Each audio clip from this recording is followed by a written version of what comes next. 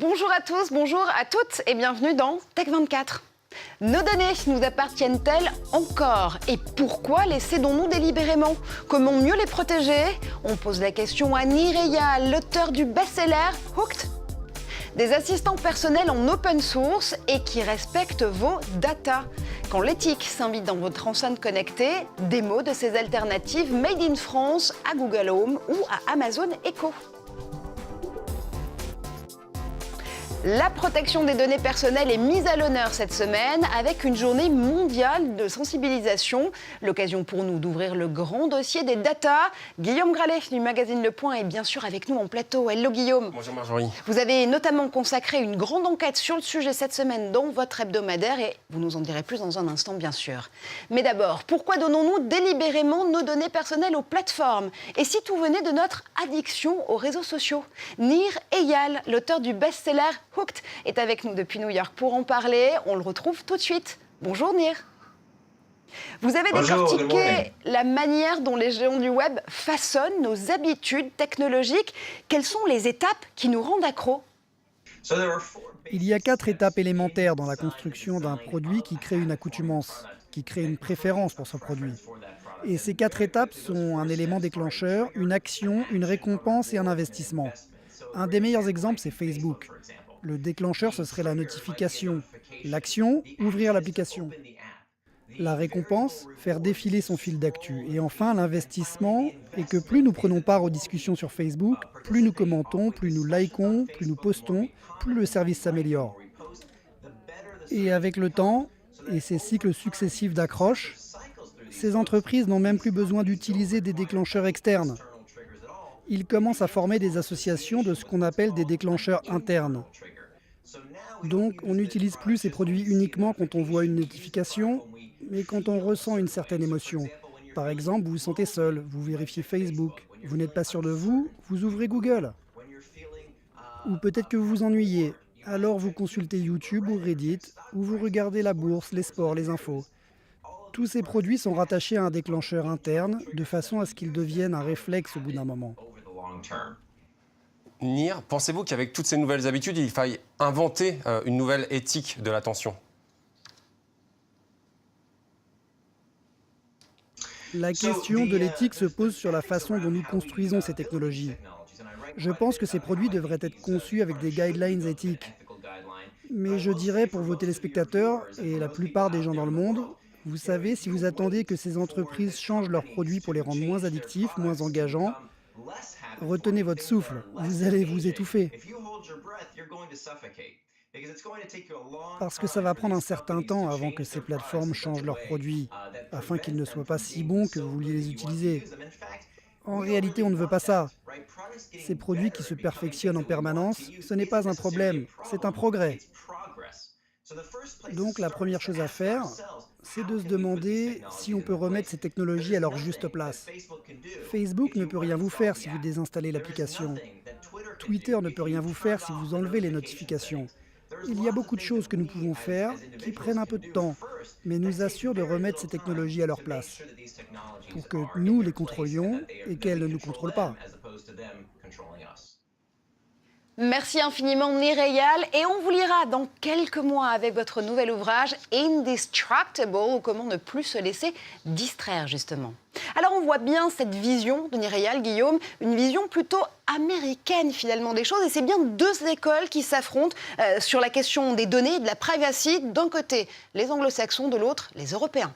Oui, alors c'est essentiellement dû, Marjorie, à une différence historique. On sait bien que l'Europe a connu beaucoup un passé totalitaire au XXe siècle. C'est le cas bien sûr en Allemagne, mais c'est également le cas en France avec des fichages qui ont été quasiment industriels. On se rappelle du fichier tristement célèbre d'André Tullard qui a conduit à la rafle du Veldiv. Eh bien, tout ce passé a conduit à l'article 12 notamment de la Déclaration universelle des droits de l'homme de 1948 où l'on écrit que nul ne sera l'objet d'immixtion arbitraire dans sa vie privée, sa famille, son domicile ou sa correspondance. Alors quelques années plus tard, en France, il y a eu une autre tentative, d'un fichage un peu plus généralisé. On voulait profiter en fait de la généralisation des cartes perforées. Il y a eu un projet qui s'appelait Safari, c'était Système automatisé des fichiers administratifs et le répertoire des individus. Ça a soulevé énormément d'indignation et ça a donné naissance à la CNIL. personnel. Merci pour ce cours d'histoire des données. Et justement, aujourd'hui, c'est en France qu'une véritable furie créatrice en matière de protection des données se met en place. Oui, on observe énormément de créateurs qui ont beaucoup d'imagination pour nous permettre de surfer de manière totalement anonyme. Alors, il y a un projet qui s'appelle le projet Hilo. C'est un smartphone qui ne veut être ni iPhone ni Android, qui veut vraiment nous permettre de surfer de manière totalement libre, notamment de ne pas être géolocalisé.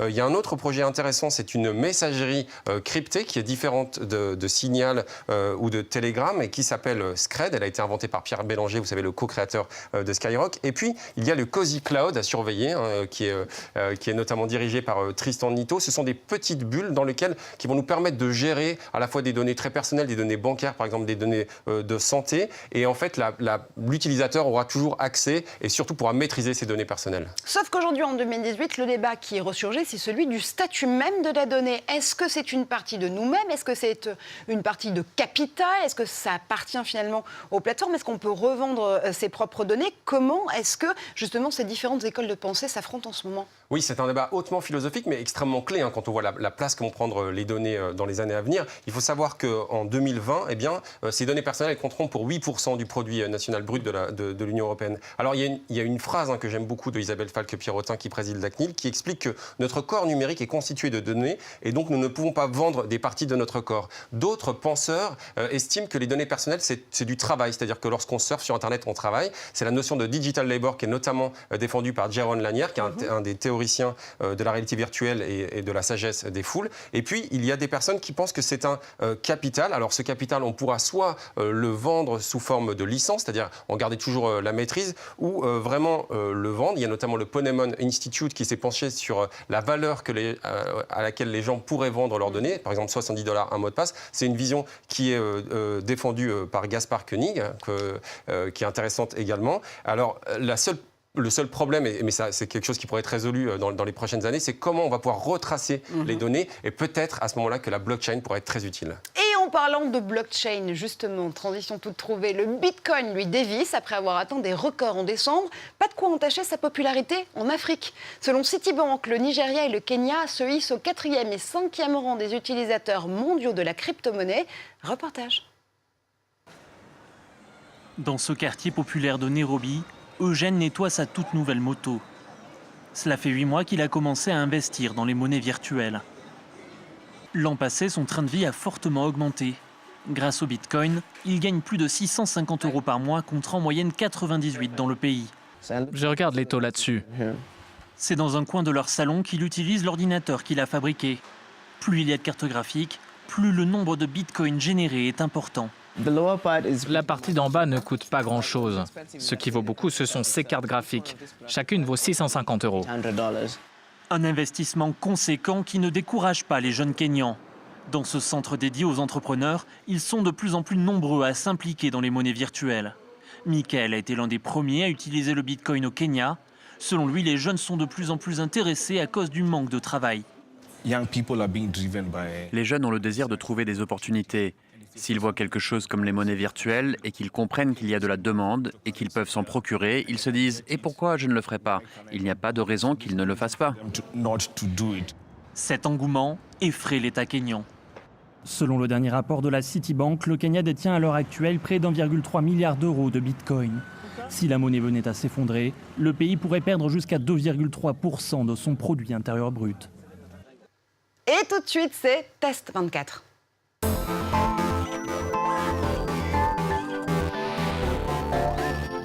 En 2018, les assistants personnels se livrent une véritable bataille commerciale. Eh bien, des startups françaises tentent d'apporter une alternative. Oubliez les systèmes fermés de Google Home ou d'Amazon Echo. Voici venu Linto de l'Inagora ou Mixity en partenariat avec Quant. Et cette fois-ci, on parle d'open source, Guillaume.